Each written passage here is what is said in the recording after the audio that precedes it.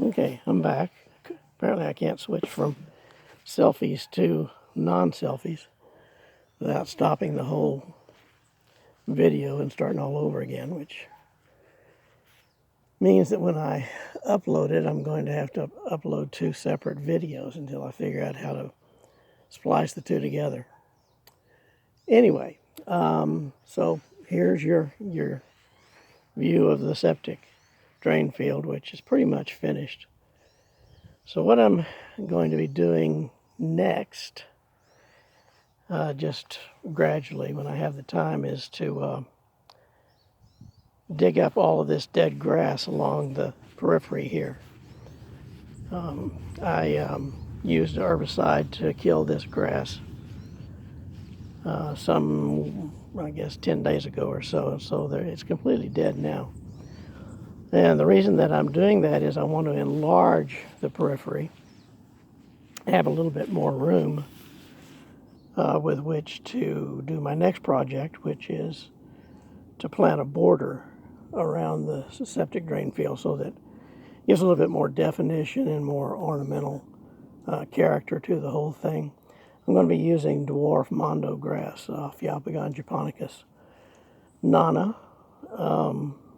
For that, it gets about 3 to 4 inches tall and about 6 inches wide, evergreen, and so it'll be defining the outside of the SDF.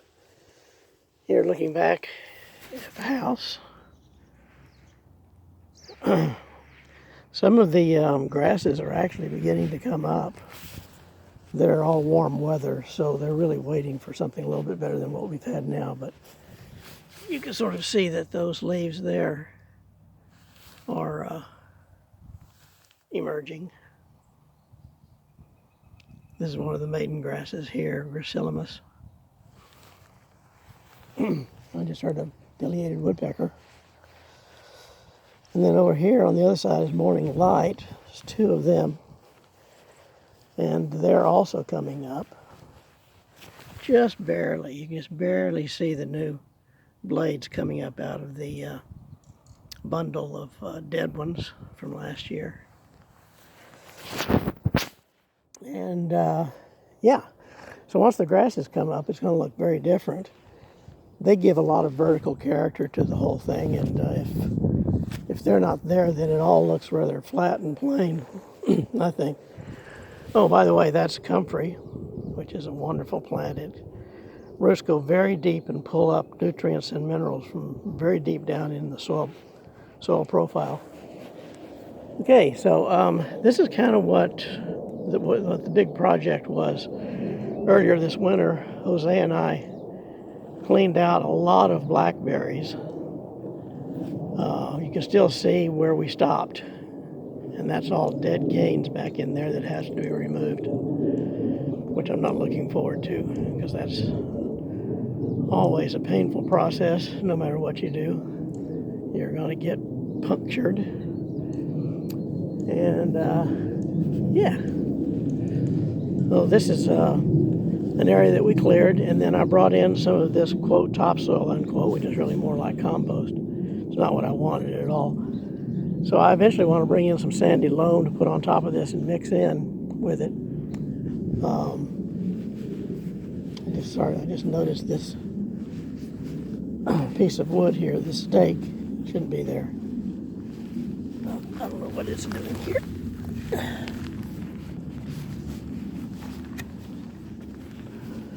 So yeah, we brought in, I guess it's 2 cubic yards. Spread it out. It's about 4 inches deep, all the way across the length of this area. When I eventually get the sandy loam in here and mix it all in, then I'm going to start planting some more agricultural type crops like elderberries and whatnot. And let's see what else. Well, you can see barely, I think, that the scholar willows are beginning to leaf out. You can just see the very first buds breaking on those leaves. And back over here, It's my Indian plum that I planted 2 years ago. It was one of the first plants I planted, actually. And it's actually become, I'm using actually a lot, it's become quite a substantial plant in its own right, although it's only 2 years in the ground. I was very happy with it. It flowered pretty well this year. And since it's a female, we may actually get some Indian plums, because the male plant is over there by courtesy of my neighbor, who for whatever reason left it, because it's right next to an apple tree. So I guess she just left it. I don't know. I'm not sure if she even knew what it was. Regardless, serendipity. And oh, the ornamental cherry, this is early burlap cherry, is starting to leaf out as well. You can see them coming along. And they're all breaking first. And then that tall sprout from last year that went just straight up is just barely starting to come into breaking its buds. I eventually want to pull this fence down, but it's going to have to be protected from the deer until I either get some kind of control over the deer, or else it gets big enough to take care of itself. That's one of those problems that I'll have to deal with. And back here is the woodland. The native rose is coming out now very quickly. This is a work in progress here. I had a small grass planted in that area right there, and I dug it up. I'm going to take it to the entrance garden at Ananda Farm. I did plant this non-running bamboo this last week, and doesn't look like much now, but I'm hoping that it will be quite nice in 3 or 4 years when it starts getting some size to it. And let's see. This is my experiment in a ground cover, native ground cover, Mahonia repens, creeping barberry, that's planted around this Douglas fir.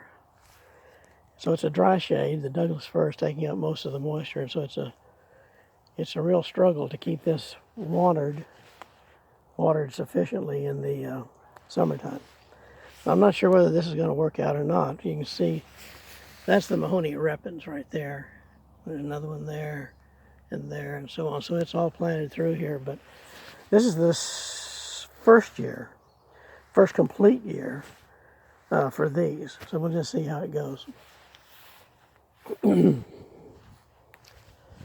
There's my myrtle, wax myrtle. It's the California species. I planted it in front of this area that I was just looking at and talking to you about, because it gets a lot of sun back in there. It's facing due west. So I planted this hoping that it would grow fast enough to eventually shade that from the west sun. It's coming in horizontally. And these are my cypresses. Leyland cypress, which is a hybrid plant. And they're doing okay, but they're still kind of clunky. I'm going to have to do a little bit more in the way of training. This one right here I had to train last week, because I was noticing that there was no leader on this one. There were just 3 or 4 different branches coming out at the top, and so I cut off all of them except for one, which you can see is right there. So I chose this one as the leader, And then I put this dowel alongside of it and anchored it down here, right there. So there's a dowel and the trunk. And then as it goes up, I pulled that leader. You can see the union right there. I attached that leader to the dowel and took it on up. So hopefully that's going to stay vertical in time.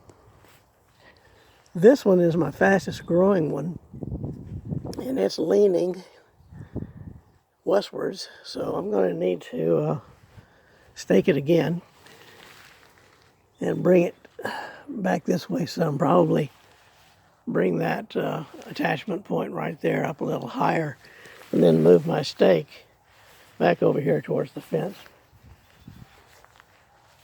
But yeah, it's at least growing. And the whole purpose of putting these where they are against that fence there, see, number 1, number 2, number 3, is to hide the unsightly nature of the neighbor's equipment. So this is really, this whole elevation of the house is really pretty nasty looking. Then, let's see, I planted some irises here that I got from the entrance garden over at the farm. And also at the same time that I planted these other things, I also planted this holly. These are 2 hollies together, a male and a female. They're blue hollies. And so you know that you're going to get holly berries when you have a male there right next to the female. Here's the nursery. Still just the usual kind of organized mess.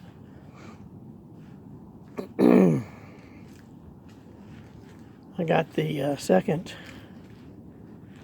plant stand in here now.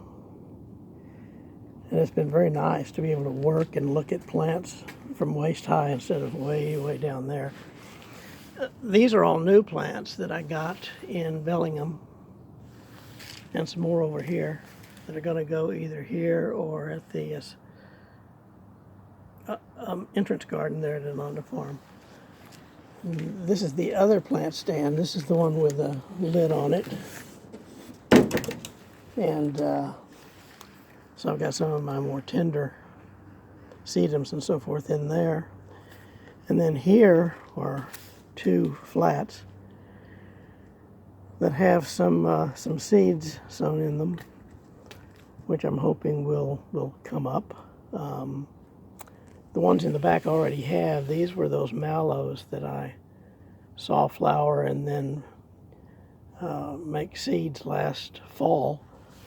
And so there's 2 different species there. There's this one on the left, which is common mallow, and over here is musk mallow. And then down here are a bunch of wildflowers, wildflower seeds. So we'll see if they come up or not. They're supposed to require cool weather in order to break their dormancy and then eventually come on up. It looks to me like we've got some right here. You can see, let's see, where am I here? Boy, that's really hard for me to see. Maybe you can see it, but little tiny seedlings there. And another one right there. So not much happening yet. The fellow that built this for me didn't do a very good job on this door here. It's actually broken right here, so that when I open it up, it almost falls right off by itself because it's just not attached. So I'm going to have to repair that. My jade plant is outside. That's always like a major event in the early spring, is bringing it out from the garage. It's gotten pretty good size to it. This is, I think, the third generation from the original plant. This plant blew over in the wind down in Lodi 4 years ago. And you can see right here the healed over wound from that whole branch breaking off. So this that we're seeing here, this part of the stem is sort of the new addition. Here's some beach strawberries. I'm going to use as a ground cover probably at the entrance garden. Here's Elaine's aloes for when she burns her hands cooking, which has been less lately. That's good. Oh, let's see. Here's some more plants that I'm waiting to see what they're going to do. These are dormant grasses that I collected this winter with Jose.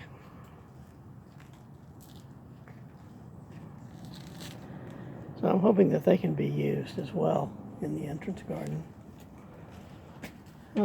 As well as these sea thrifts right there, which are really big now. They're about 10 inches in diameter. Nice lavender. And then everything else are my native prickly pears. And down through here.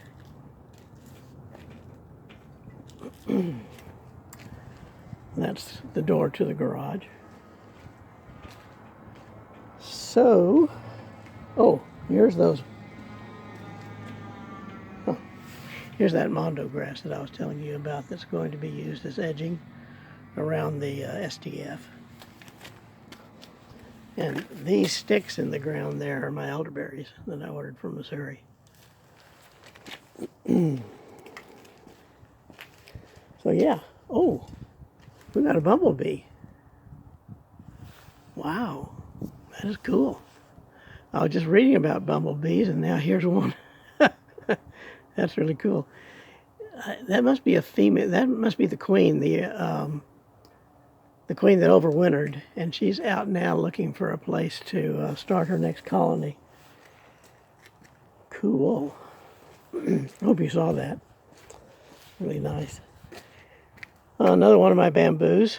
This has been in the ground a couple of years now. It'll be small, but again, non-running. I have no running bamboos with the exception of this arrow bamboo over here, and it's very mild. It doesn't do a lot. Here's the old mint garden, which is going to have to be completely reworked. As you can see, there's one mint that has completely covered the ground about halfway into the garden itself. This is orange mint. I'm going to have to either find new homes for it or sacrifice some of it. Elaine wants some of it. But we got so much of it now that it's just ridiculous. There's no way it can all be used. That's a daylily. Next to it is Shasta Daisy. That needs to be moved too. Then some culinary sage. And then over here, my winter savory. There it is uncut, and here it is cut back. I've never grown this plant before, and it's really been quite a surprise to see what it looks like as it's grown, and it has grown very well. Lemon balm there, also outgrowing its base. So a lot of work to do there on that. And back to the septic drain field. Everything is pretty quiet right now. The thymes here are all dormant. Some there, another one there, another one there. And then here is a erodium. very small miniature perennial. I have a lot of weeding to do actually. This kind of stuff to get out. I haven't been able to do a lot of weeding because of the weather.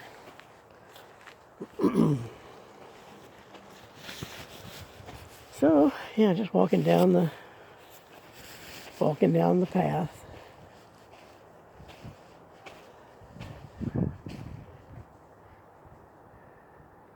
So I think I'll end that for now, and see how long it's going to take me to upload it. It's 21 minutes long, so it'll probably take me 2 hours at least to upload this. But I hope that you enjoyed the tour, and I'll see you next time.